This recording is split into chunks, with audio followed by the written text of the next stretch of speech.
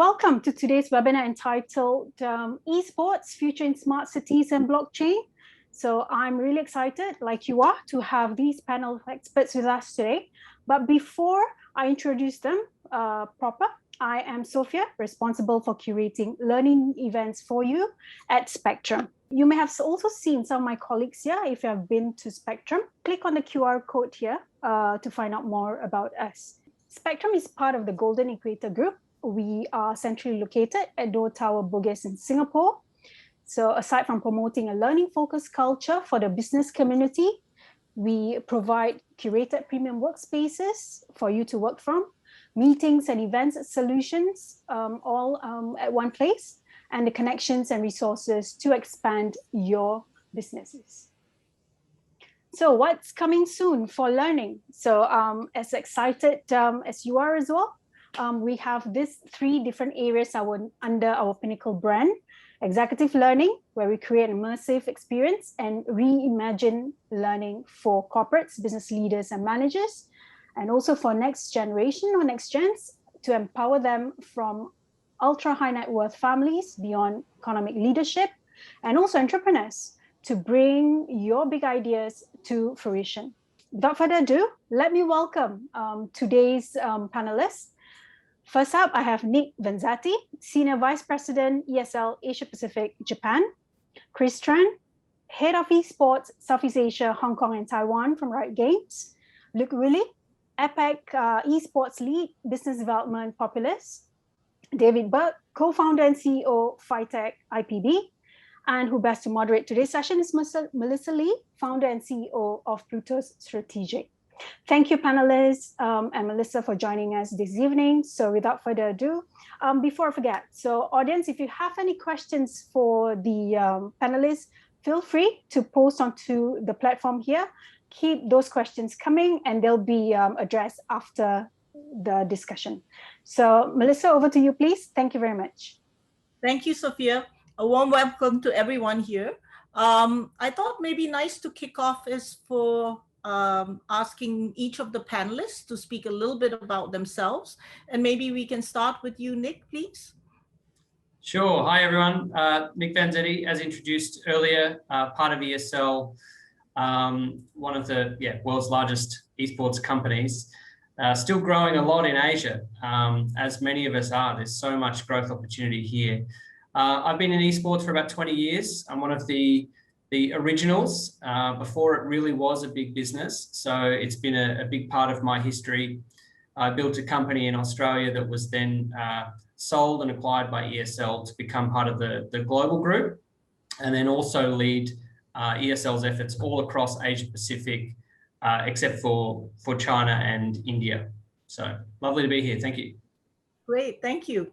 And next up, Luke, how about you? Yep, so my name's Luke Woolley. I'm the APAC Esports Lead for Populous. Populous is an architecture firm focused on sports and entertainment, so stadiums, arenas, elite training centres and all the adjoining facilities. We've seen a strong focus in esports for the future and really just excited to discuss a bit further with the panelists. Great, great. And Chris, go ahead. Hi, I'm Chris Tran from Riot Games. I'm head of esports for Southeast Asia, Hong Kong, Taiwan, Macau. I also like to think I'm the comic relief, so I will say things that are kind of silly because I think that we do really exciting things, but if we're not having fun while we're doing exciting things, then it becomes less the romantic comedy that I wish my life was and becomes more like the action horror movie that sometimes it's scary, it actually is closer to. But I've been with Riot for 6 years. I'm very blessed in that I'm able to work with like smart people within Riot and smart and fun people outside of Riot, like with Nick, and to really follow through on the two dreams that Riot is trying to wish into the world, right? We wish to be the most player-focused company in the world, and we also want to change the context around which people see gaming, right? And we want to bring gamers into the mass culture because at the end of the day, we think everybody has been a gamer in their life and everybody knows a gamer, yet somehow people aren't quite comfortable in sharing their gaming habit. And we think that that's something that is just, like the world just has to acknowledge that the world has changed. And we want to continue to push that narrative forward esports is a huge part of that, and I'm lucky to be here, and I will make silly jokes later on as well. So stay tuned. Great, thank you. And David, please go ahead. Oh, hi, I'm David Burke. I'm the co-founder of IPB FiTech with Zena Goldsmith. We initially began for our family offices to get into the research of blockchain in 2018. And it was very interesting. We did some lectures in China with the Chinese government in 2019, and then an event in London with Ernst & Young for high net families about blockchain. And the take that Asia decided to go in the direction they went was very different to what was going on in the West, in London and in DC. So we decided to set up a research foundation for blockchain in Asia, and we began to invest in different types of blockchains and test blockchains, and we became the partner to build a smart city in northern Thailand with Siamese twins. And our system that came out of the research lab with the university is being used as the blockchain financial brain for that city. Cool. Thank you very much. And as for me, Melisa Lee, I came from a long career in banking. I started almost over 30 years ago. But the last 7 years, I founded Ploutos Strategic, where now I work with wealthy business families and their family offices. And I focus on strategic partnerships on exciting things like game-changing technology, and put together strategic partnerships with startups, typically in deep tech, blockchain, and also happen to work with David on blockchain as well. So without further ado, maybe we can get to the topic at hand today of esports in the exciting world. Asia now is home to the largest audience of esports players and fans in the world, and supposed to account for more than 54% of the global esports market. And viewership has boomed, apparently. Maybe COVID has something to do with it in 2020, but over 618 million esports spectators log in Asia. And this is an over 20% increase since last year. And Southeast Asia obviously is the biggest beneficiary of that. Revenue has grown globally at more than 20% annually here. So I think if we can call on Nick, being at ESL, the world's largest esports companies, can you give us your perspective on sharing the esports scene here in Southeast Asia, and also more importantly, why we are seeing such commanding growth at this time? Thanks, Melissa. Yeah, look, there is so much opportunity here because it all comes down to the rapid changes in infrastructure and technology over the last 10 years in particular, and in particular mobile gaming in Southeast Asia. So when you look at esports as a whole, 20 years back, even way back to if you want to go as far back to the arcade machines, you had to physically go somewhere to go play against other people. And then online gaming kind of sprouted up in the West, and the main platform that esports really grew off was PC. And there's certain barriers to entry to be able to afford the right peripherals, headset, mouse and keyboard, and everything. Not to mention internet speeds as well, right? So here in Southeast Asia in particular, as we've seen technology advance, everybody now has a computer in their phone. In their pocket, right? In their phone, it sits in their pocket, they can pull it out at any time and they can start playing against people from all around the world. And that's only continued to just really accelerate through Southeast Asia. One of the other contributing factors that's, you can't ignore is the huge youth population, particularly in countries like Indonesia and other parts of ASEAN countries. There's so many youth that have grown up with video games. It's acceptable pastime. We all embrace it, as Chris was kind of saying earlier. We should embrace it, but it's normal now. A big part of my job 10 years ago was explaining what it is. But these kids have grown up with this. They've got a phone in their pocket and they're jumping online to enjoy the activity of gaming, and then of course esports. Yeah.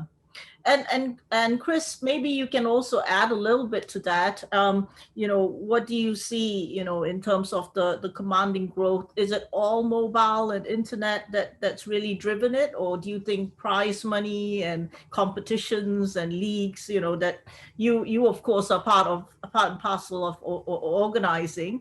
Does that also play a large part in getting more youth involved? I mean, the pithy answer is yes, but I don't think it's useful, right? I think that we are seeing a convergence of like 3 or 4 different factors happening all at the same time, right? I think the first thing is that this generation has been a digital first generation. And when we talk about the story of Asia, it's a lot about leapfrogging, right? Like when you talk to people who are in Southeast Asia, did they ever use a modem and a dial-up? No. Right? Like, have they ever known a world without Google? Have they ever known MySpace? No, and double no, right? They just jumped straight to the Facebook generation. And we're actually, and I think later on we'll talk about how even some groups have leapfrogged Facebook into Web3. That's one part. The second part is Asians in general have not been successful globally in what we think of as traditional sports, be it football / soccer / basketball / other things.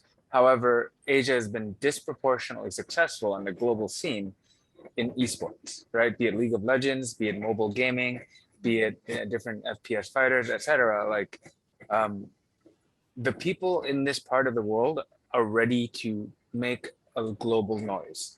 And there's a lot of just pride in able to say, hey, mom, I'm the best in the world at this thing that you don't quite understand, but I know you love me, and I hope that you support me.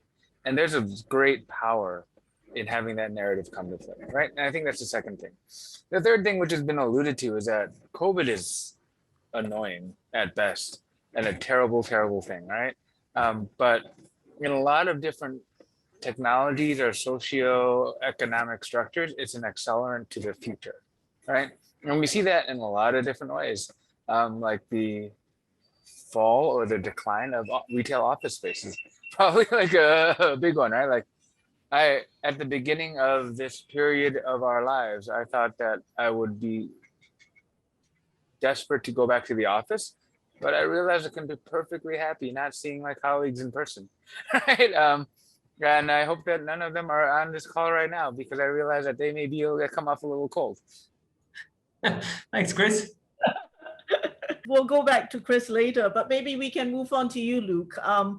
Singapore has set its sights on being a world force in esports, and there have been some events, like for example, in May this year, Singapore hosted the Free Fire World Series and had 5.4 million peak viewership, which has been very high for an esports match. With COVID. So, maybe you can share with us about how Singapore is poised in terms of infrastructure to be able to hold such events at a world-class kind of standard. And talk to us. Yeah, absolutely. Like, I think to your point, even through COVID, Singapore was able to hold esports events globally, whether it was having people here in Singapore or whether it was them connected at home.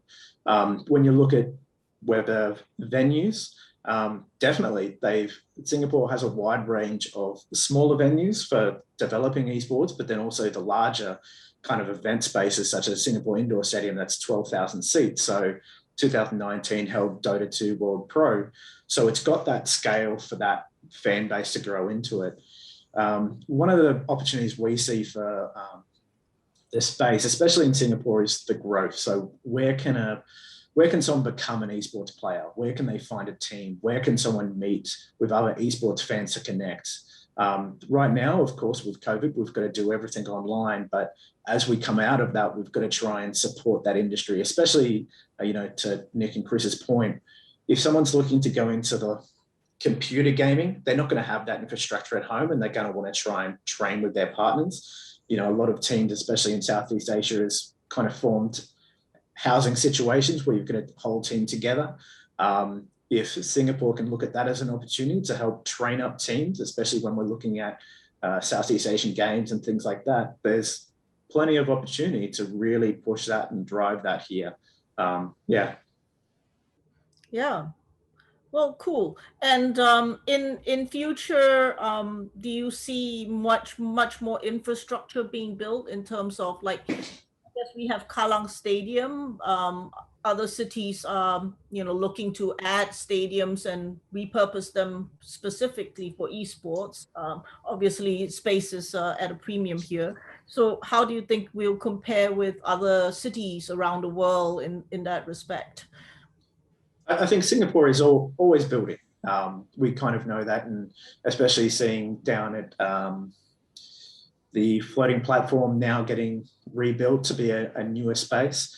Singapore Sports Hub is a massive opportunity as well. Once we come out of COVID properly, there's a lot of potential for training spaces. I know that there's a esports community that's just been set up at Kallang Wave Mall, which is fantastic. It's going to bring that community together, especially when you look at something like sim racing. If they can have a few setups there, it means guys can go there, train, and really start to form a partnership with each other. So I think Singapore has definitely got the potential, and especially the fact that it's a travel hub. It's so easy for people to come here, train, develop their skills, and technology-wise, it's fantastic. Internet works, it's great.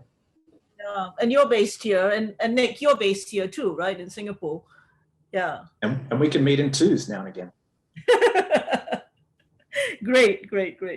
Okay, well, on to the next topic. And, for some of the audience here that may be considering investments in esports, I'd like to call on David to talk from a family office perspective, what you've been doing, and also how blockchain has come into the picture for you.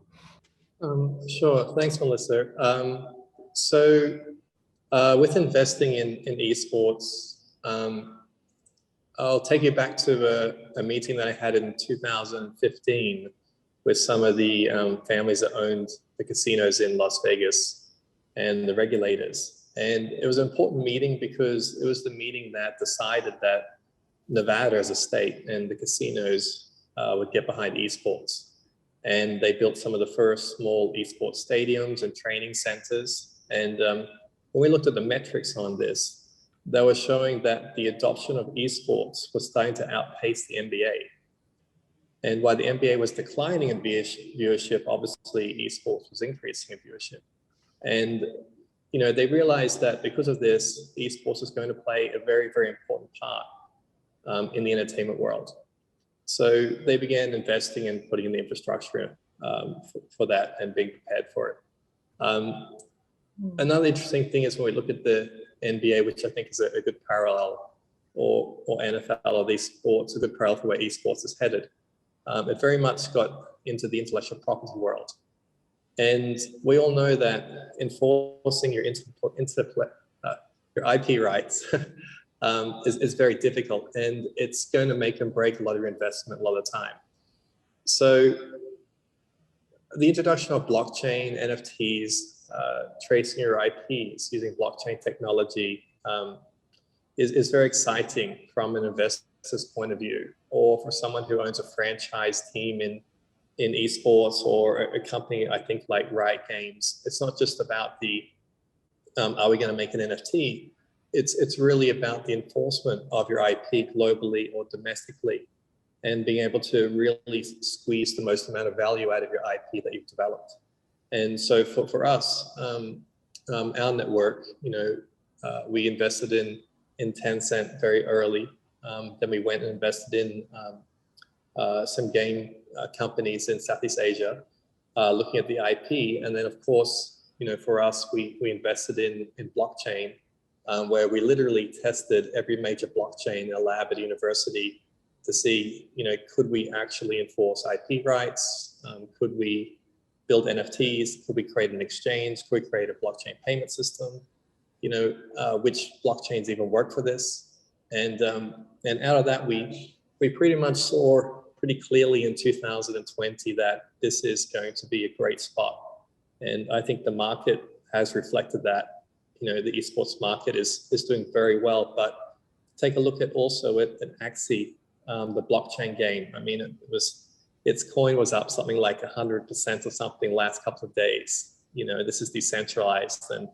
And then we look at the IP rights on Decentraland and these NFTs. You know, there's a lot of excitement for investors there. And it's a new area, but if you don't invest in a new area, then you're investing in an old area, right? And it's pretty controlled and pretty hard to make, you know, anything above 2-3% sometimes in an old area. So if you do have, you know, the interest in trying to make better returns, I think it's a really good spot to look at. We are. And I think that, you know, esports is going to evolve into more of like e-lifestyle. I think esports is very much the forerunner of developing incredible communication systems, where the headsets, the live streaming, the interaction, the community, that I think, you know, there's a lot of great spin-offs that we're going to see that come from esports, and 5G and then eventually 6G is going to really solidify esport maybe as the dominant leisure activity for people. So it's a very good spot, but you got to be very careful of what you're investing in. But it's a very good spot, we see. So you brought up actually a few interesting topics that I'd like to dive in a little bit more: blockchain gaming, NFTs, and also smart cities earlier. Maybe now Chris is back. I don't know whether you wanted to finish off any thoughts you had from that earlier topic, but also I would love for you to dive into more in blockchain gaming and give us your perspective on that. It's been exciting recently, because I think in the past, blockchain didn't quite have the scalability to be able to cope with it, but now technology has moved on, and blockchain gaming has become, you know, a hot topic. So over to you, Chris. Great. Before I opine on blockchain gaming and like the future of this specific technology and its influence on gaming and esports, I just gotta call out that Riot is not a company that is looking into blockchain gaming, and like all of these next set of opinions are personal opinions as just somebody who is a practitioner of the gaming arts and trying to like kind of understand and form my own hypotheses, right? But at the end of the day, I think there are a couple things that are really interesting happening in blockchain gaming, right?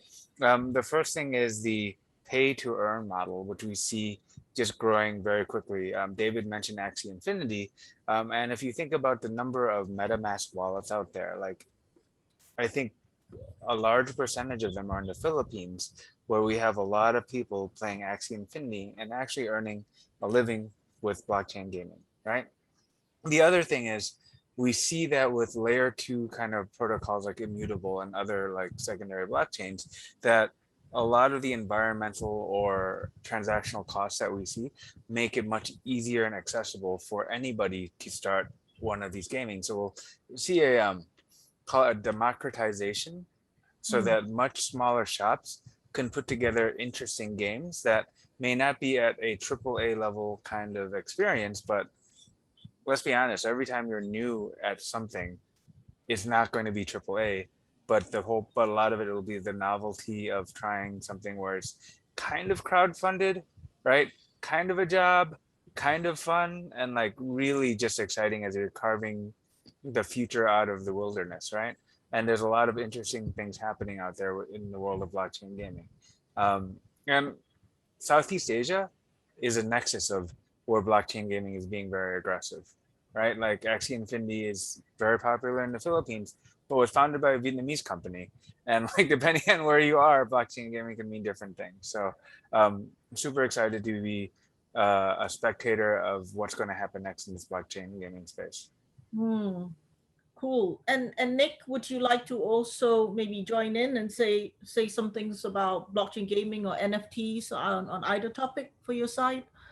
Yeah, I think, again, the opportunity is just so boundless, right, for businesses entering the space. And, you know, you're probably going to find maybe even a level of clutter where everyone's rushing to launch their new NFTs. And like, how do you really monetize off this audience? And I think that's been one of the challenges of esports in general, to be honest, is that we have this huge audience and massive not only participants and people who are playing games and competing in games and watching games, but really most of the revenue streams are really coming from very similar to a sports model, right? Sponsorship, media rights, etc.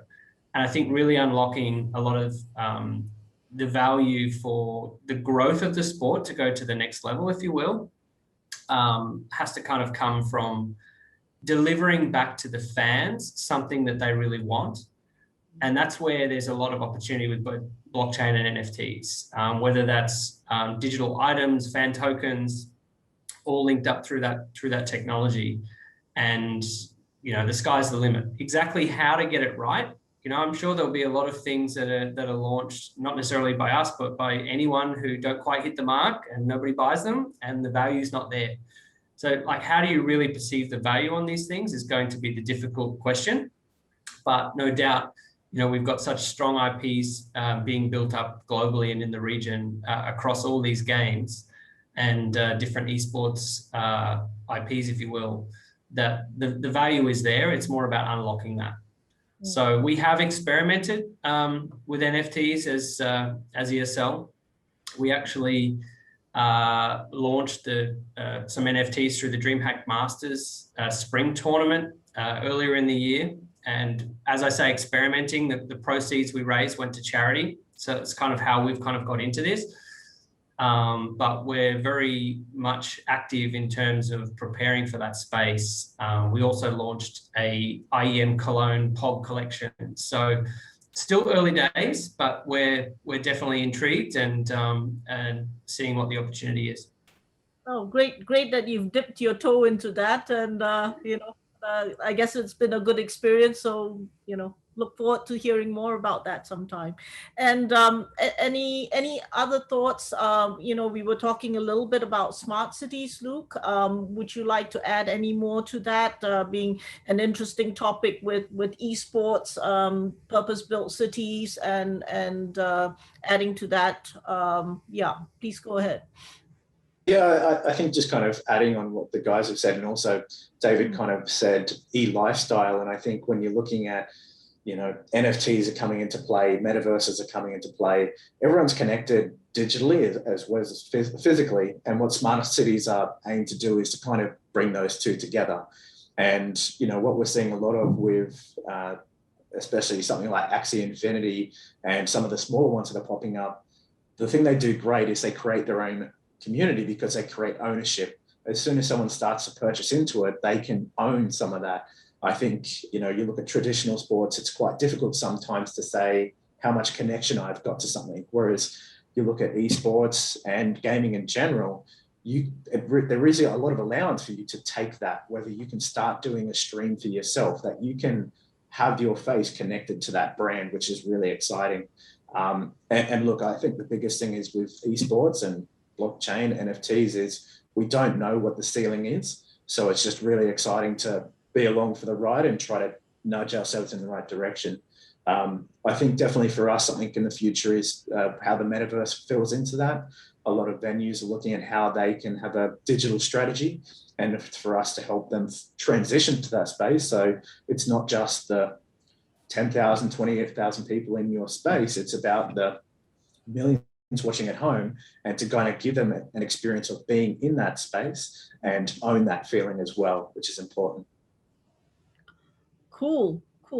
Well, all very exciting. So with all this great opportunity, maybe we can just, you know, close off and talk about what are the challenges you see in esports, you know, with all this high growth, both at the present time and also in near future. Hopefully, you know, by next year, COVID would be more under control. What do you think will be the challenges, and what can we do to prepare for it? And especially in Singapore, in the context of being a world force. So maybe I'll just, you know, let each one of you sort of put your own perspective, and maybe we can start with Nick again. Sure. I mean, we're already kind of experiencing like this. There's so many that could pop up in the future, and it's a little bit the fear of the unknown, right? But I'll talk a little bit more about the current as we're already transitioning to the future, because it's going to continue. And these are a little bit more, let's say, bricks and mortar problems. And I think this is about the rate of adoption. So there's no doubt that, you know, esports has been picked up all around the world, obviously by the first facing consumer who want to adopt it. but the older generations are still a little bit sluggish when it comes to whether it's either investing in it, supporting it, understanding it, and I think, you know, government acceptance, things like, and this is going back into the physical world for a second, you know, visas, getting players who are professional esports athletes access to countries is actually still an ongoing problem that we're going to face for the next few years. There are various countries that already treat our esports athletes, you know, with visa exemptions, and they can get into countries. But we've run tournaments numerous times and still face those challenges where we can't get our players into a country because they're not recognised as professional sports people. So this is going to keep happening, and it all comes at different times. So we might see certain countries really pulling away in terms of how quickly they adopt. And I think that's going to be a powerful advantage for those countries, particularly in Asia, where the adoption is happening a lot faster than some Western countries. Obviously, there's a few Aussies in this call. You know, I'm disappointed to say that, unfortunately, Australia is way behind when it comes to really accepting how far esports has come. So there's those, and I'm sure there's a lot more back into the digital world that the other gentleman will talk about. But when we come to just esports as a sport, there's still a lot of work to do. I mean, now that esports is actually a proper medal sport for both Southeast Asia Games that started in 2019 in Philippines, and I think next year in Hangzhou it will be for the first time in a medal sport for the Asian Games. Surely that must help that they have that level of, you know, what do you call it? What's the word I'm looking for? You know, recognition, acceptance. Like I think it absolutely is. Like, and that's why I say, like, you know, countries like China are actually leading the way there, and there are plenty of other examples in Southeast Asia that are doing the same. Yeah. So it's more of a global problem than just limited to Asia. But events like this are actually really helping, of course. Cool. Maybe Chris, can I pass on to you challenges and what can we do to overcome them?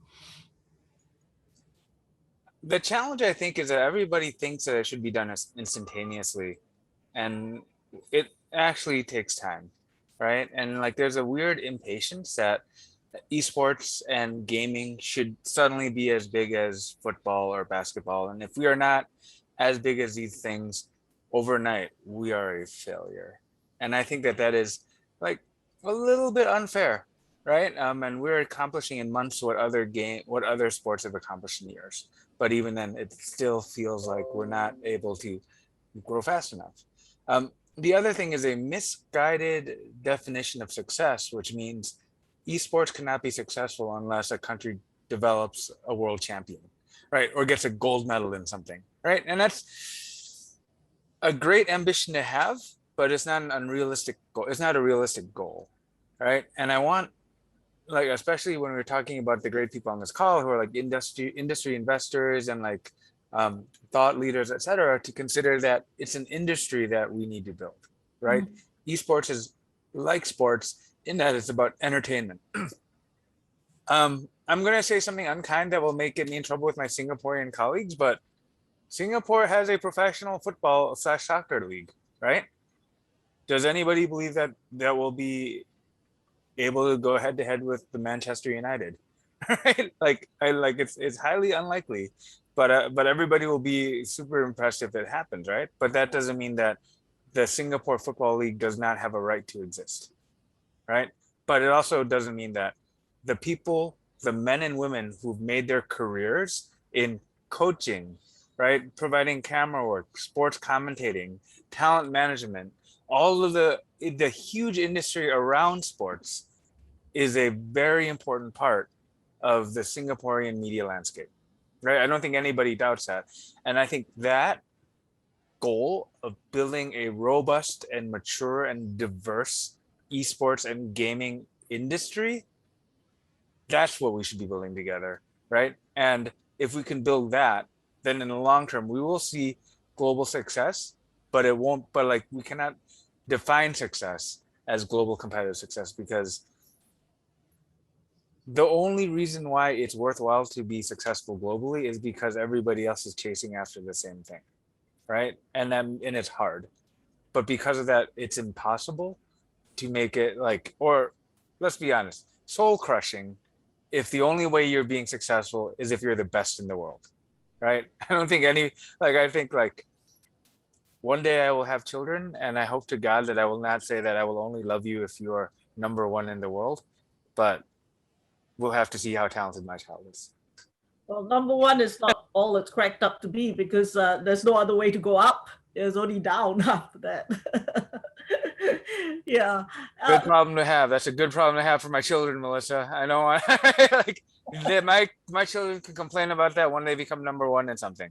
You know, for normal sports, for someone who's like won tennis however many years in a row, or like Tiger Woods in golf however many years in a row, is like, at what point do they retire and let some younger person actually have a go? Luke, would you like to care to address any other challenges? I know you talked about it a little bit already earlier. Look, I kind of agree with both of them. You know, it's about recognition and expectations. You know, especially when, and I think Chris made a really good point out earlier about leapfrogging, is that esports didn't start off as a sport. It started as entertainment, and that's where sport is now moving faster and faster towards entertainment, because that's where it's at. That's what people want to watch. And, you know, you look at Southeast Asia, of all the different countries and what they're doing, we see mobile gaming is speeding up in some game titles are more popular than others. Everyone's moving on a different path. And if we're, you know, looking at them to challenge, okay, are you achieving something? It's not right for what the industry needs to do. Everyone's moving forward, and I don't think there's any doubt about that. But it's just recognizing that that's okay, and every country is a little bit different. So, you know, I think Nick made a good point. Countries recognize it is going to play a factor, especially when it comes to countries allowing players to move into it. And it also just comes down to the parents actually saying, okay, yeah, that's a real thing. I support you on that. We've seen that it's still moving. It's still a conversation, and it's great. So I think it's just exciting to see the conversation continue. It's great. Okay, cool. David, do you care to add to any of this before we take questions? Sure. So the struggle that we have, and maybe it's a different struggle, but it's always the regulatory side of things, and how you navigate government regulation with a new product that's emerging, or you're trying to create international adoption. So I'll give credit to Singapore first, because Singapore does have a very organized and very clear body that oversees its regulations, and it does make the international community feel rather safe getting involved and supporting something that Singapore is getting behind, especially if the Singapore government is its own wealth fund, or different people who are rather prominent in Singapore getting behind these things. So I think Singapore will lift a lot of the world with its adoption of esports, just because it's very organized. The part where I see that the issues that we're all going to have is, right now we're talking about NFTs and blockchain and these type of things. That's a whole another regulatory space. So there's some parts of Asia where sending an NFT is considered by some groups to be illegal, and the sale of an NFT is considered to be illegal, and then there's tax implications. So I think that the group that's going to really succeed, and like my hat off to Axis Infinity, that made an incredible amount of money, not just for their early investors, but also 100% this week for people who held their coin, is that their team, their legal team and their business team were fantastic at negotiating international waters to create adoption. So I think Singapore, you know, you need a great Singapore team, I think, to do well in esports over the next 10 years. But you need a team that also is very solid overseas, because if you want to have your IP enforced, you know, with blockchain, if you want to be able to get players to log on and play, if you want to be able to make it a real lifestyle entertainment, you want to have stadiums, these things, you know, you really need a great regulatory and business team overseas to connect with. And I'll just give the Manchester United example because I thought it was a fun one. You know, having dealt with some of the people from London and Manchester, you know, so when we look at the UK, we know it's people are sports betting, you know, enthusiastic in the UK, especially in soccer. And, you know, a lot of the revenues that get put into sponsorships and these things, you know, come a lot, I think, from the gaming industry, that really allow these incredible budgets that we see in professional sports, and it allows people who, in their recreational time, that are viewers and enjoy, you know, to watch the soccer, to feel like if they were the manager, you know, which team would win, if I was actually in charge, or they want to support their player. And I see it in esports too. Like I have talked to different groups that have made an incredible amount of money in the esports betting side. And it is rather shocking. You know, I think it's 18 billion projection in the next 2 years is esports betting. But, you know, that's something that you'll see in the UK, and shout out to the Isle of Man government. They joined the call here. You know, also they're offering, you know, different types of things in esports for regulation. And so I think the team that's going to win is the team that, from a Singapore team and an Isle of Man, a UK team, a Nevada team, that's focused on entertainment and lifestyle. And if they can, you know, join together and you know, and work together, then I think you're going to see an incredible amount of wealth generated. And because some parts in the Isle of Man or the UK or Europe is very good, you know, for NFTs and IP enforcement, and other parts in Asia are very good for adoption and development of hardware and tech. So I think you need teams on both sides, and the team that can work together is going to win. Great. Thank you, David.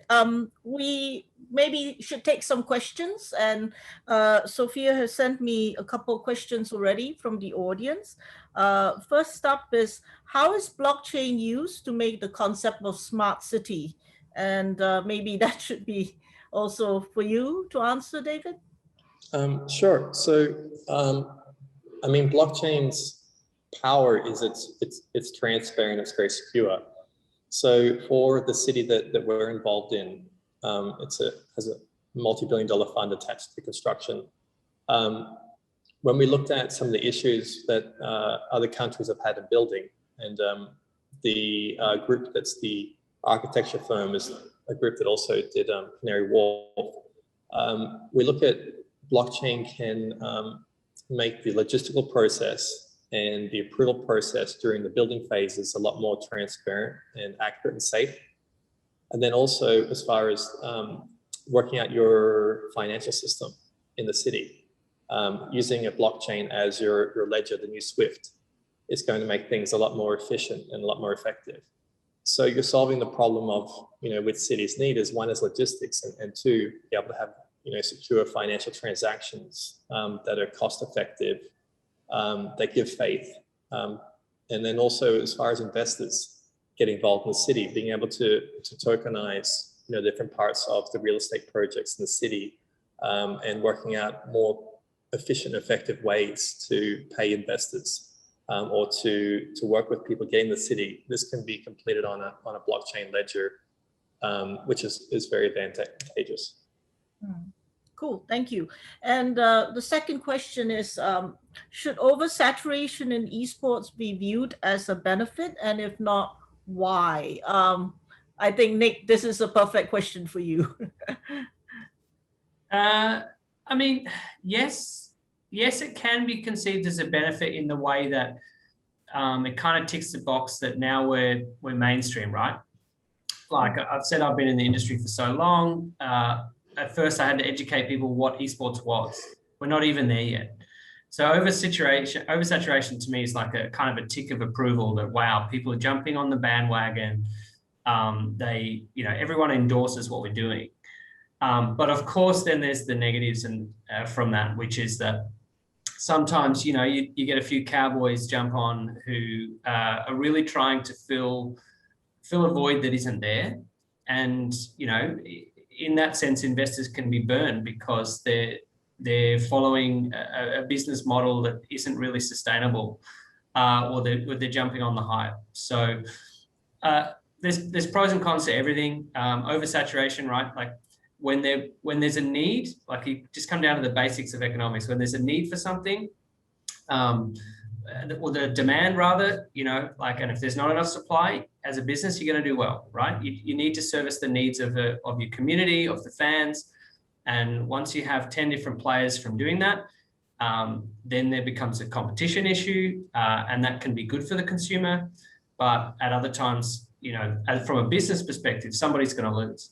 So yeah, it's good from an industry development perspective, but there's a lot of negative connotations that can come with that as well. High quality problem. Yeah. And Chris, do you want to add some things to that as well? What do you think? Can there ever be oversaturation for you? I mean, I'm not quite sure what oversaturation means. All right, is it too many companies in this space, or is it just too much content for players to consume? Right. I think that we live in a world where free markets provide us very efficient ways to determine exactly how much the market appetite is, right? From an investor point of view, I would actually think of it as if you do not prepare responsibly for a trend that you think will hit, then you will pay a increased entry cost because you will lose speed, right? And I think that the most successful organizations that have entered the esports space have been those that have made modest investments early and continue to scale up as it grows, so that they can grow with the esports industry. If you are waiting to enter when the esports industry is big, you will pay two taxes, right? One is the learning tax when everybody else has already made the basic mistakes that cost a lot of people money when they enter a new space. And that's just a function of entering this space, except that if it's big, the cost of those mistakes is much greater, right? The second thing is all of your competitors are already entrenched. So you pay a surcharge and just having to catch up, right? And those two things can be avoided if you believe that esports is going to continue to grow, right? And myself, Nick, the other people, David, on this call, we don't believe, it's our job to build this future, to manifest this, and really to move the world from being an analog world to a digital world, right? Because it's not going from digital to analog. I can guarantee you that. Okay, cool. I've got two other questions here. One from Victor. He asks, esports can have a quickly switch interest from one game to another overnight when a new game appears. How can the industry adapt in a fast pace to keep up with public interest? Is that true, Chris? I mean, League of Legends has been, one of the top games for a while. How do you keep on top? I think it's easy to just oversimplify the industry as one game, or go through different things, right? There are games that move very, very fast, and there are games that move very, very slow, right? I am lucky in that with League of Legends, it is a 12-year-old game and has been able to weather a lot of different challenges and storms, right? We see that there are new games coming up that have the potential of being a 10, 12-year-old franchise, and we see 10, 12-year-old franchises decline over time. But it's not necessarily overnight a game can disappear, but there's always new games coming up for sure. And I think there's a statement of switch interest from one game to another. You can apply that kind of reasoning to any digital platform or product, right? I mentioned before, MySpace. right? And to Facebook, and now it's TikTok, right? And we're living through an age for gaming where Twitch is surging back forward, despite the unfortunate news overnight.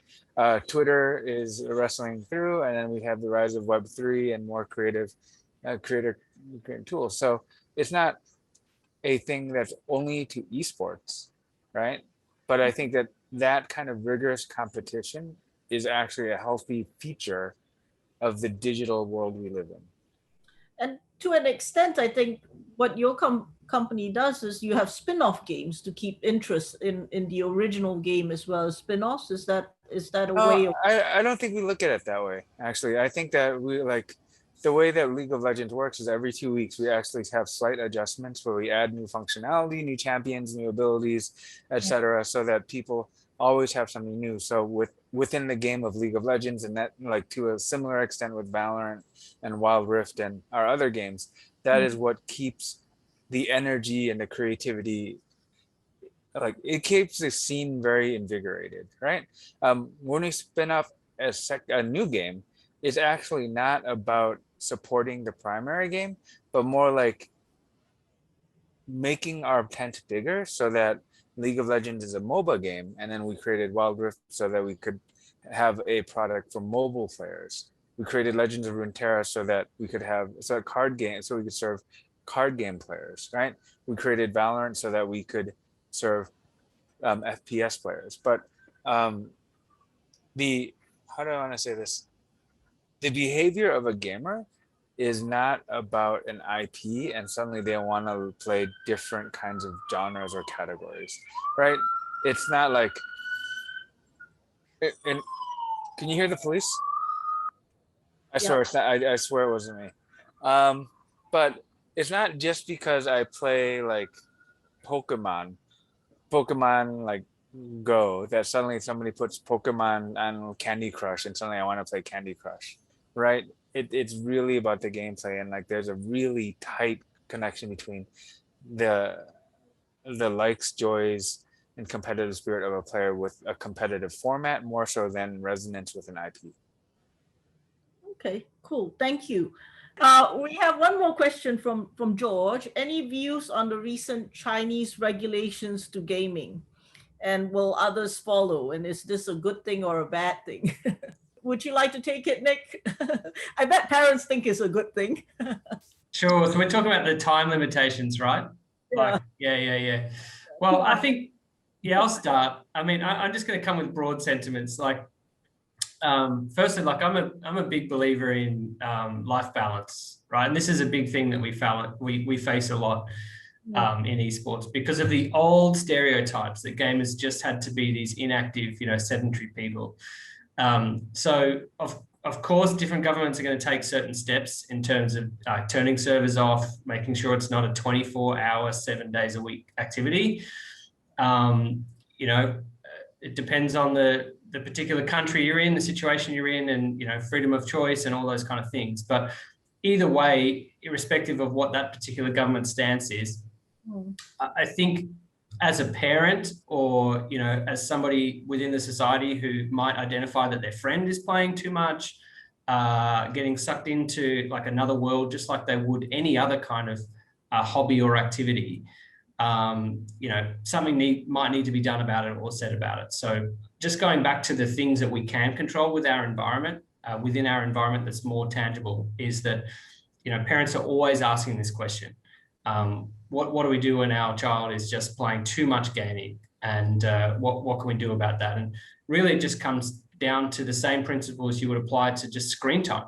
Like gaming is screen time, just like it is scrolling Facebook or Twitter or whatever it might be there. But yeah, so really it's about balance. And I think that there's a role that us as an industry need to play in terms of making sure that we educate our players as well, that there is a life side outside of gaming, and there's something to be done there. So first and foremost, it comes down to the individual and particularly the social system around those people. And more often than not, that's within family.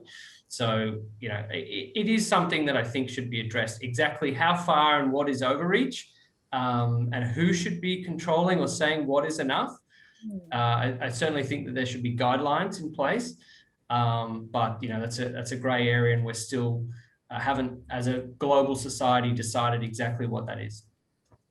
Thank you. Okay, so we maybe have last 2-3 minutes left, and maybe just a quick fire, go around any last minute comments, and since we have you on, Nick, any last minute comments or words of wisdoms you want to share with the audience here today?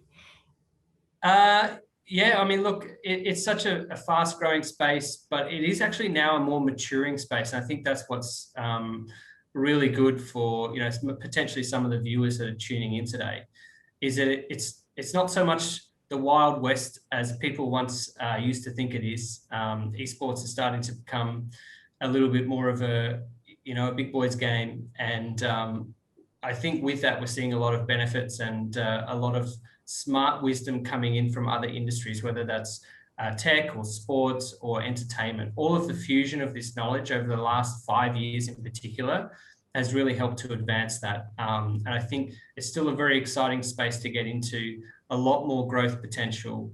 And the sky's the limit, really. Cool. Luke, last minute comments? Anything else you're burning to say? I just think it's important for everyone to educate themselves about the industry and, watch the content that's out there, watch the tournaments that are going to come up soon from Chris and Nick as well. We were just kind of touching on about if someone's going to switch games or something, understand that an esports player doesn't just switch game titles. That's not a thing. It's like a completely different sport. And the more that people understand the intricacies of esports, that it's not just one sport, it's 20, 50 in one, the better. So the more people understand it, the more people push it and accept it. It's pretty exciting. Regulation's always going to be a tricky one, and that's going to happen to NFTs and the blockchain, but it's also an onus on all of us to go, okay, unless we better educate people, regulations are going to come in that are quite strict. So let's make sure we're ready for the next country to come in and try to make some changes. Cool. David, any last minute words of wisdom? So, I mean, the approximate market cap on blockchain crypto right now is over $2 trillion. And, that's just happened in such a small amount of time. And, for people who have, they're overseeing funds or you're looking at as a company what to get into, and this is just talking from our personal perspective and what our thought process on it is that, we're not going to learn very much sitting on the sideline and not spending some money and some time getting involved. And anytime you actually put some of your hard-earned money or money you're responsible into something, you start to take a good look, at if it's going to be successful or not. And then you take another look, can I help this industry become successful? And then you take another look, how can this industry be adopted to networks that I know that could make it successful? And you develop kind of a passion for it, and you get a lot more knowledge, a lot more enthusiasm about it. So I think if you're sitting on the sideline, take a chance, look at something small first to get involved in as an investor. And you're going to make some mistakes, but you're going to learn along the way. And if you want these higher returns, then you have to, take some risk, but do so in a way that you're just taking a small step forward and taking a look. And Chris, I'll let you take the last comments here. I am in violent agreement with what David said. Right, I'm gonna steer away from my esports lane a little bit and just talk about just blockchain in general. I wish someone 4 years ago had sat my lazy butt down and said, I really think you should look at Bitcoin, and I really think you should buy something, right? Because it was one of those things where it didn't make sense to me. And it was probably not because I wasn't intellectually able to think about it, but I was just lazy, right? And I wasn't curious enough. And I think I'm lucky that you guys have pulled me into this conversation, and lucky that I am curious. I'm not going to, and like, so I am looking around to my friends and colleagues and thinking, if you do not at least try to do something now for a modest amount of money, then you will regret it. And if you do, I at least will not feel like I have failed you as a friend, colleague, mentor, in like not being very enthusiastic about this being like the next like interesting piece of technology that has huge ramifications, right? Huge ramifications. There's a good chance that like blockchain and NFT will change a lot about how we look at technology and our relationship with social networks in the next 2-3 years, if not for a much longer time. But if you are not curious, and if you do not experience it firsthand, then you are quite honestly going to lose out on technological advances, but also just a great way to network with the front runners of like honestly, the crypto blockchain NFT community is like the warmest set of stupidly affluent people I've ever met. Like you fall in, and suddenly you're talking to like, you're worth how much? You did what? Right? Yet you care about the stupid picture of a gorilla? Seriously? Right? But if you are interested in the newest part of technology that will fundamentally shift society's relationship with the digital world, look into NFTs, right? On a personal level. If you are unwilling to experiment on a personal level, then you should go and look at other things, because this is the minimum bar you need to do to really understand the opportunity. All right. Thank you very much to my panel. I think we'll just run over a little bit. Pass it back to Sophia. Thank you, Melissa. Thank you, panelists, for your perspectives today. Nick, Donovan, ESL Gaming, thank you for making today happen. Chris from Riot Games, thank you, and your cat too. Thank you for your appearance. Luke from Populous, thank you so much. David, Phytech IPB, and of course, Melissa, Ploutos Strategic, thank you for joining us today for this fantastic session. And audience, thank you as well for joining us. I'm sure you have learned a lot like I do. So once you exit from this webinar, please leave your feedback. And also, if you'd like to connect with any of the speakers, you can, happy to bridge that. You can contact me or link on LinkedIn as well. So more webinars coming up in October, Future of Food and also Future of Investing to look forward to. So without further ado, so I thank you, see you, and keep well. So thank you everyone for joining today's webinar. Thank you, I'll see you soon. Thank you, take care. Bye. Thank you.